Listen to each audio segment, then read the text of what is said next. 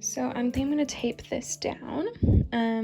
I've got my watercolor and I've got my brushes. So I don't like to use watercolor brushes. I find them just way too soft to work with. And I also don't like to use oil brushes when I oil paint, so I basically use the same brushes for everything. One of my favorite is these ones. You can tell because they're quite worn. These are the Zen Royal Langnickel. I get these at Michael's. They're actually like they're not very pricey. And they are level, oh look at that, level 2 acrylic brushes. Yeah, I find like I quite like I think that's like enough sturdiness and enough softness. And I just like the silver look as well. So I have quite a few of those. These are some of the ones I got from school. That's like a nice brush as well. I think I got rid of like all the other ones. This one probably is not gonna work out. Sometimes I'm really bad at taking care of my brushes, but hopefully we can maybe use that for some fine point stuff. But I've just got a variety here. These are all going to be pretty good. Nothing in here is like too big, so I didn't bring out any big brushes. This is like a good shape for watercolor. I really like painting with angled brushes, so that's why I brought some of those in here as well. Maybe not so much with watercolor, but I really like angles. I just find it like a lot easier to make a straight line with an angled brush. So that's just my favorite to use. In terms of watercolor, I've had this set. This is just a Winsor & Newton. I don't even think it was very expensive. My one qualm with this set is there's no black, and like these colors are almost the same, so I'm like, why didn't you just include black? I've had this for quite a long time. It's a little dirty, so I wasn't sure if I was going to use it, but I looked at my tubes and there's pretty much none left, so that wasn't going to be an option. The other thing, this is so cute. This is also Winsor & Newton. So this is a collapsible water dish. So it collapses, you can take it with you on the go. I just like, honestly, this is so special to me. So my best friend's mom gave this to me as part of my grad gift, and I just thought the thoughtfulness of her going to an art store and then like, you know, not being familiar with an art store and the art world, and then just trying to find something I might not already have. And I didn't have this, and I just think the act of going to it makes it such a thoughtful gift. And honestly, like she also gave me a card with money, which was so generous, but this is the part that really meant the most to me. Just the fact that she like, yeah, oh my gosh, I'm crying thinking about it. That honestly was so meaningful to me. I just felt so loved that she went out of her way to do that.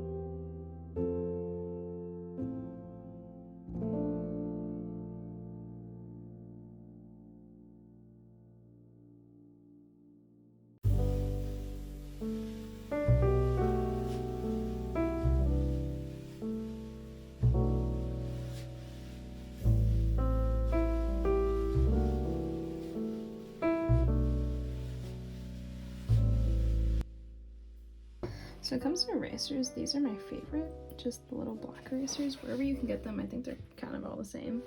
But they are just the best. They're just so good. I actually had my friend bring me some from Indonesia and then realized that I could find them here. But just such a beautiful, good little body. And now I'm going to try to get off as much pencil as possible. I think this is the other thing I worry about too, is from sketch to painting, is in the sketch sometimes having those layers of graphite gives it a nice layered look that I miss when I just the lines, but hopefully we'll get that back in with the watercolor.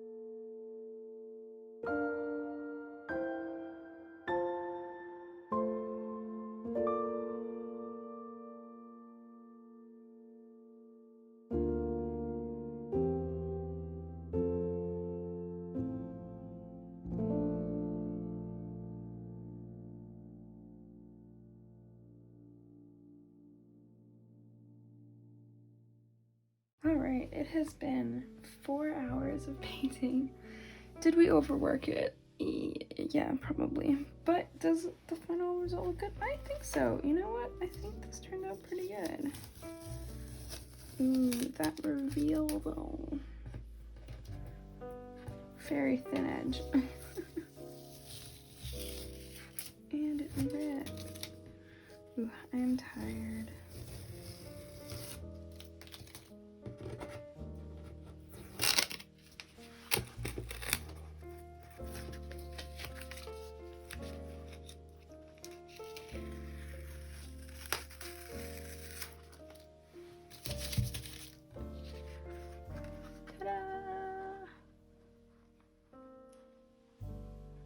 Bum, bum, bum.